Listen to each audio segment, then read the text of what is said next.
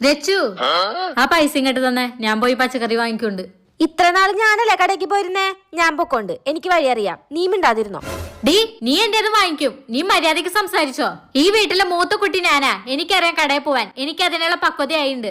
എനിക്കറിയാം മോളെ നിന്റെ പക്വത എന്താന്ന്. നിനക്കും ബാക്കി വരുന്ന പൈസ മുക്കാനല്ലേ.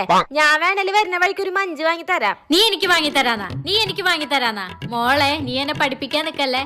നിന്നേക്കാളും ഓണം കുറെ ഉണ്ട് തന്നെ.